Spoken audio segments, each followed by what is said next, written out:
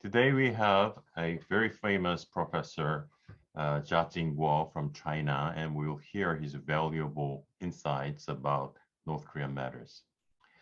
So first question is about China's position and response to increased missile tests these days of North Korea. So North Korea has attempted 18 missile tests in 6 months, including the test firing of the Hwasong-17 ICBM, which is known the largest ICBM whatsoever. What are Kim Jong-un's intentions behind North Korea's expansion of nuclear and missile capability? What conditions would encourage Chairman Kim to engage in the negotiation for the denuclearization that we want? If North Korea were to continue its missile nuclear tests, what basis or principles would China suggest in implementing or operating its North Korea policy? What are China's thoughts on making the North Korean sanctions regime more effective? Well, thank you. First of all, why North Korea has started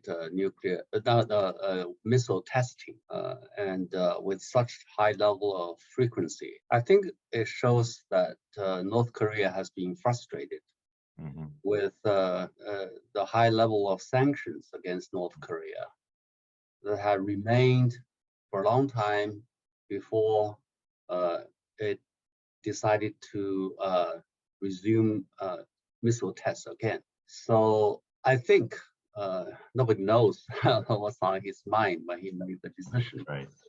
But I think he felt that this is a way to pressure South Korea and the U.S. to rethink its sanctions position. In other words, North Korea had refrained from testing missiles and nuclear weapons for a long time, and then the sanctions should be lifted, or at least partially lifted. But the U.S. and especially the U.S.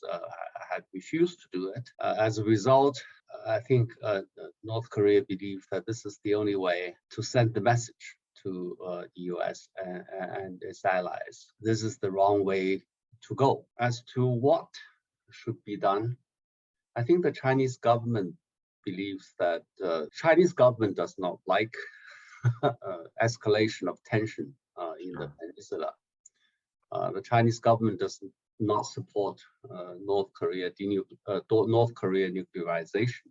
The Chinese government believes that share the concern of North Korea that certain sanctions should be lifted, show its appreciation of North Korea's adherence to the no testing practice.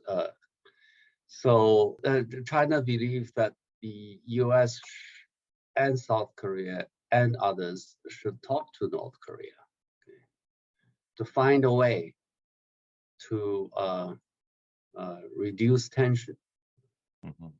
If the best way to persuade North Korea, I think from the Chinese government perspective, is to talk to North Korea, reduce its insecurity, and then find a way to encourage it not to resort to nuclear or missile testing to ensure its security. And for that to happen, I think the US and from the Chinese government point of view, the US and its allies should think about the possibility of reducing sanctions. Thank you. By reducing sanctions, probably we can show the signal that we take care of the survival of North Korea's regime and the prosperity of North Korea in the future. But now with increasing military buildup in North Korea's nuclear and missile capability, there is a growing concern in South Korea as well in military terms. A little bit different subject. So we have a new government, President Yoon's government, which is a conservative government. So I want to hear some general evaluation in Beijing about President Yoon's foreign policy. We don't know the exact direction yet, But how do you evaluate President Yoon's new diplomatic direction as coined in the term global pivotal state? And how do you interpret Yoon government's policy to strengthen, basically because of the rising tensions coming from North Korea? So we are trying to strengthen the deterrence stance vis-a-vis North Korean nuclear threats by strengthening the ROK-U.S alliance. And also, U.S. is trying to have a more robust cooperative mechanism between ROK-U.S and Japan in dealing with North Korean threat. So there is some dialogues and advancement in doing this trilateral cooperation between among three countries. So how do you deal with this situation? How do you evaluate the future trajectory of the security situation in the Korean Peninsula? I think the new president of South Korea wants to enhance its security relations with the U.S. and possibly with other U.S. allies, including Japan. It's understandable. It has its own security interests, especially facing the North Korea challenge. But at the same time, I think one way is to build up deterrence. The other way is to seek for dialogue and consultation. I think both ways should be practiced. Both approaches are necessary. Sure. So you may not want to focus on one and neglect the other. So I think from the Chinese perspective, China hopes that the new government would take a more balanced approach. On the one hand, you should show to North Korea that pursuing the nuclear approach is counterproductive to North Korea's security. On the other hand, you should provide North Korea with an opportunity to change its strategy, to focus on its economic development and domestic stability rather than confrontation by focusing on nuclear strategy in pursuit of its own security. So South Korea government this is probably from my perspective, the best approach the South Korean government can take to ensure its own security. And I think in the process of doing so, the South Korea government probably should also balance between its relationship with China and with the U.S. South Korea is caught between China and the U.S. when the relationship between the two countries tense and moving in a bad direction. South Korea has tremendous security interests in its alliance with the U.S., but at the same time, it has also a huge economic stake in its relationship with China, and also its geographic proximity with China ensures that it needs to find some way to seek accommodation with China.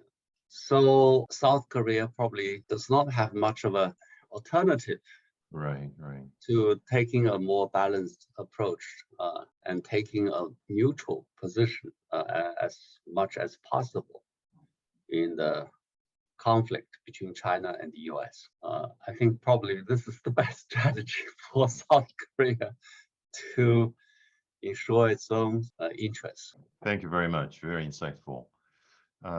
Third question, you touched upon the relationship between United States and China.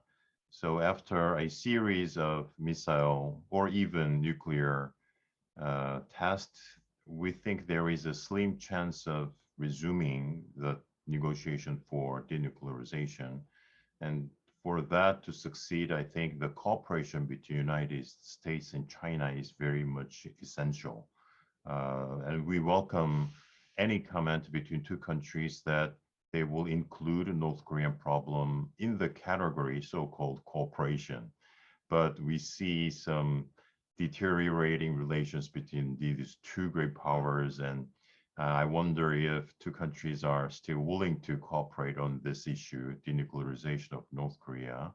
And the United States has insisted that we will resume talk without any precondition, actually, which is different from North Korea's request. They think that there should be some signs of, withdrawing anti-North Korea policy.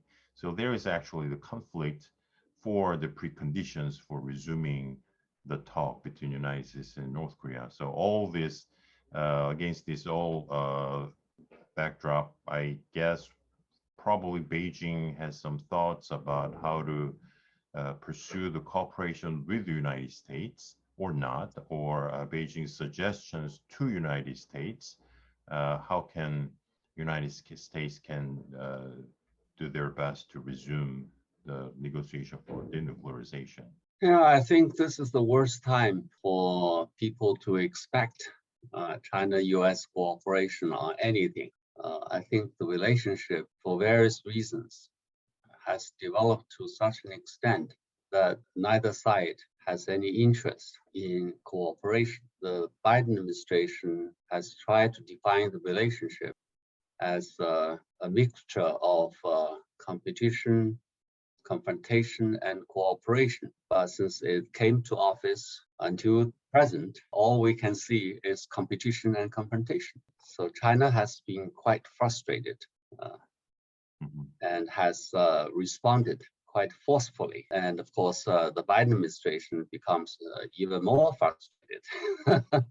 So we are in a situation of negative interactions. Under the circumstances, it's difficult to expect China-U.S. cooperation on the North Korea issue or anything. So I think U.S. allies, especially South Korea, should work on the U.S.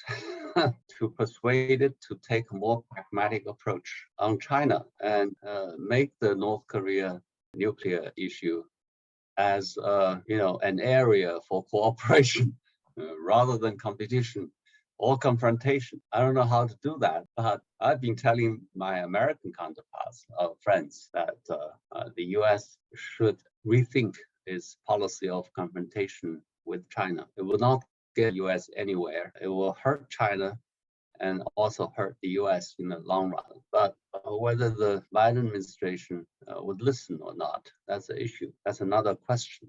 I think given the current situation of negative interactions, the likelihood for cooperation or anything remains quite small at the moment. But I think there is huge potential for China and the U.S. to cooperate on a lot of things. Both countries are stakeholders of the existing international order.